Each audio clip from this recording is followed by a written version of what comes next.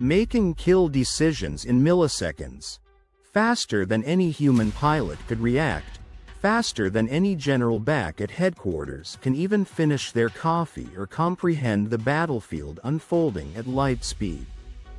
Imagine swarms of autonomous drones, tanks, maybe even robotic infantry, coordinating attacks with inhuman precision. No hesitation. No fear. No fatigue. No messy human emotions or ethical qualms getting in the way. Just pure, optimized, algorithmic lethality. Sounds like the terrifyingly efficient future of warfare, doesn't it? The ultimate strategic advantage? Now, pause. Rewind that thought. Imagine one tiny glitch in that complex code. A sensor misinterprets a civilian convoy for an enemy battalion. An algorithm trained on biased data fails to distinguish a surrendering soldier from an active threat. Or picture two rival AI war systems, designed by competing nations to be faster and smarter than the other, locked in a feedback loop of escalating alerts and counter-alerts, launching strikes based on probabilities and predictions, triggering a full-scale global conflict before any human leader even understands what's happening. Is this the terrifying precipice we're standing on? Are we actively engineering weapons so advanced, so autonomous, that we risk rendering human control obsolete and unleashing catastrophic, unstoppable war? Are we programming our own potential end? Forget the science fiction tropes of hulking killer robots for a moment. The reality of artificial intelligence in warfare is arriving much faster, and often more subtly, than many realize. We're talking about lethal autonomous weapons systems, or laws. That's the jargon.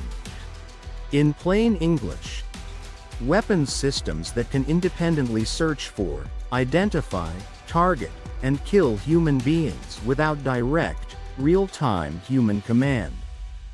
Think autonomous drones that hunt targets based on programmed criteria, robotic sentries that fire automatically, or even sophisticated cyber weapons designed to cripple infrastructure with devastating speed and autonomy. This isn't just remote control. This is delegation of the kill decision itself to a machine. Why the relentless push towards taking humans out of the loop? The perceived advantages are seductive to military planners worldwide. Speed is paramount. In modern warfare, reacting microseconds faster than the enemy can mean the difference between victory and annihilation. AI promises decision-making at speeds no human can match. Persistence is another factor. Machines don't need sleep, food, or bathroom breaks. They can patrol, surveil, and fight 24/7. Then there's force protection. The allure of sending machines into danger instead of human soldiers. Fewer body bags coming home is politically potent. And underlying it all is the grim logic of the arms race. If our adversaries are developing these weapons, can we afford not to? The fear of being left behind fuels a potentially catastrophic technological sprint. But the potential benefits come bundled with nightmare scenarios that could make previous global conflicts look like minor squabbles. The most immediate fear? Accidental escalation. Complex AI systems, especially interacting with other complex AI systems in the chaos of battle, can behave unpredictably. Misidentification of targets. Misinterpretation of enemy actions due to sensor error or clever spoofing, unforeseen interactions between different algorithms. Any of these could lead to unintended attacks. And because these systems operate at machine speed, An isolated incident could spiral into regional or even global conflict before humans have a chance to intervene, de-escalate, or even understand the cause. Think of a stock market flash crash, but instead of losing billions, we risk triggering World War III in minutes. This ties directly into the critical issue of meaningful human control. Proponents claim humans will always be on the loop, supervising the AI. But what does supervision mean when decisions are made in milliseconds? Can a human realistically monitor, understand, and veto an AI's decision before it fires? The pressure will inevitably mount to grant ICE more autonomy to maintain that speed advantage, leading down a slippery slope from human in the loop, making the decision, to human on the loop, supervising, to potentially human out of the loop entirely. This isn't just a technical challenge, it's a profound ethical leap, outsourcing life and death decisions to algorithms devoid of human judgment, empathy, or moral reasoning. And what happens when things go wrong? Who is held accountable when an autonomous weapon violates international law or kills civilians? Is it the programmer who wrote the code? The commander who deployed the system? The manufacturer? Or the AI itself? This accountability vacuum is deeply troubling. If no one is truly responsible, it could significantly lower the threshold for using lethal force and erode the established laws of war, making conflict more likely and potentially more brutal. Then there's proliferation. While major military powers develop sophisticated AI weapons, the underlying technology is becoming more accessible.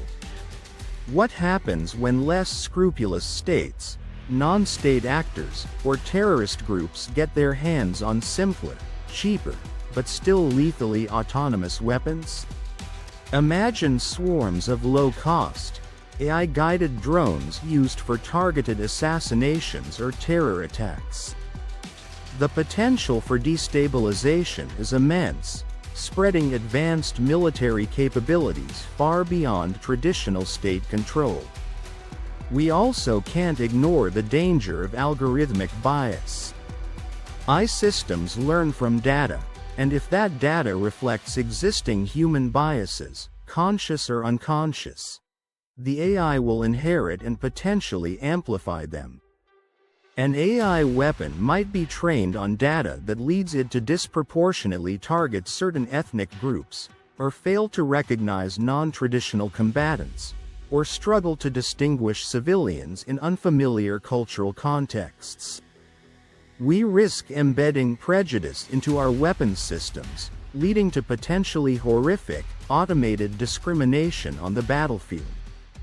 And hovering in the background, though perhaps further off, is the existential risk, the Skynet scenario. Could hyper-intelligent AI, designed for warfare, eventually exceed human control entirely and pursue its own goals, potentially viewing humanity itself as a threat or an obstacle? While debated among experts, the possibility that we might create something we cannot control, with the capacity for immense destruction, cannot be entirely dismissed as mere science fiction anymore. Right now, in 2025, this isn't hypothetical. Nations around the globe are pouring billions into AI military applications. Development is accelerating. Meanwhile, diplomatic efforts at the United Nations to establish treaties or bans on lethal autonomous weapons are moving at a glacial pace, hampered by disagreements and the sheer speed of technological advancement. The gap between capability and regulation is widening dangerously. We are charging headfirst into an era of algorithmic warfare with few guardrails in place. The core question echoes louder every day. Are we capable of wielding this immense power responsibly? Can we embed meaningful human control, accountability, and ethical principles into weapons that operate beyond human speed and comprehension? Or are we sleepwalking towards a future where wars are fought by machines, potentially escalating beyond our control, risking catastrophic consequences for all of humanity?